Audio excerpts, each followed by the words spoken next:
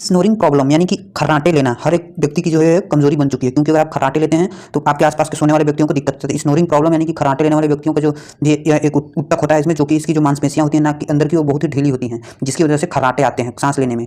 तो इसको आज हम देखेंगे 3D एनिमेशन से डॉक्टरों के द्वारा कैसे इसको ठीक किया जाता है। तो चलिए स्टार्ट करते हैं। सबसे पहले इसके लिए जो है टेम्परेचर को चेक कर लिया जाता है।